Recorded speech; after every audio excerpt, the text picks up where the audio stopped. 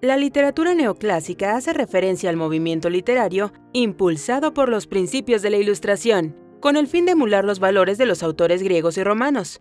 Esta tendencia comenzó a mediados del siglo XVIII en Europa, con el fin de contrarrestar las enseñanzas de la época en pro de la cultura y la razón. La literatura neoclásica no solo influyó en la literatura en general, sino también en otras áreas de las artes, como la pintura, la música, la escultura, la arquitectura e incluso la ropa.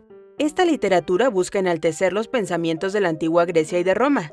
La intención es dejar de lado la improvisación y la experimentación que se manifestó durante el Renacimiento, a la vez que se promovía el orden y la regularización de la gramática y la ortografía.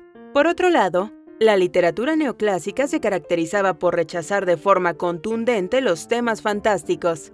Los elementos más característicos de la literatura neoclásica están relacionados directamente con la razón, la estructura, el pensamiento racional y la intención de enseñar.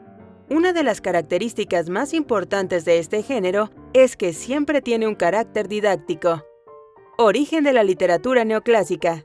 La literatura neoclásica surgió en pleno auge de la Ilustración, que se manifestó entre finales del siglo XVII y principios del siglo XVIII en Europa, y fue un movimiento que transformó para siempre la cultura, políticas y los factores sociales en el mundo occidental. Gracias a la Ilustración surge la necesidad de expandir los principios de libertad individual, tolerancia religiosa, razón, el método científico y la fraternidad hacia todas las áreas de expresión. Con la presencia de la filosofía empírica y la ciencia experimental, los escritores de la época buscaban transformar y transmitir una nueva forma de ver la vida. Por esto se concentraron con aspectos relacionados con la moral, la mesura, el orden y el autocontrol como manifestaciones contra las formas barrocas imperantes en la época.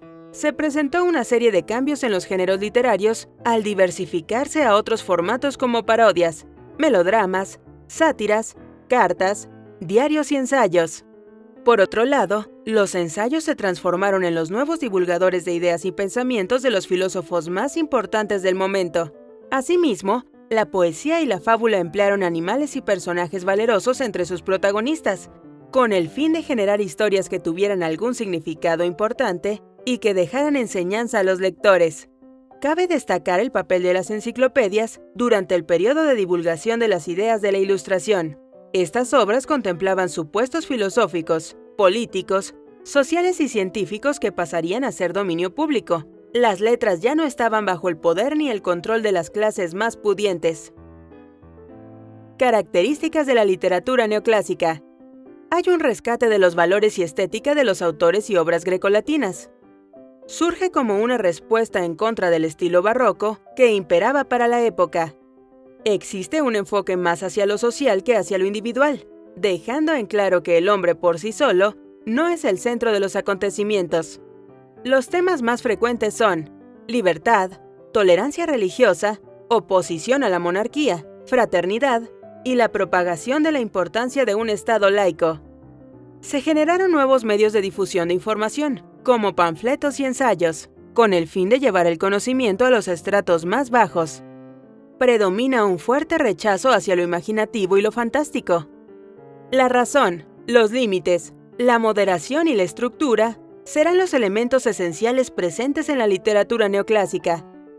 Se insiste en que las obras deben tener una intención didáctica. La audiencia puede aprender y obtener enseñanzas a través de los relatos. El mensaje debe ser más importante que la forma en la que esté presentado.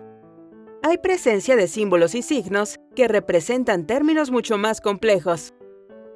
Eras del neoclasicismo. Es posible clasificar las diferentes eras del neoclasicismo y la literatura neoclásica en 3 diferentes etapas. Era de la Restauración. La poesía sigue los lineamientos clásicos de los autores grecolatinos, aunque apoyándose en la sátira. También se popularizaron los teatros como espacios para exponer obras en prosa, lo cual da cabida a géneros como la comedia. Otras expresiones que también se popularizaron fueron las odas y los pastorales. Era agustina.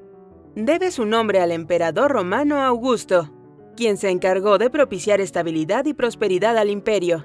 En esta época se desarrollaron el periodismo, así como las novelas de ficción con cortes autobiográficos. Siguen siendo populares las comedias y se desarrolla una poesía más de corte sentimental. la literatura se vuelve racional, realista y moral. ¿Era de Johnson o era de la sensibilidad?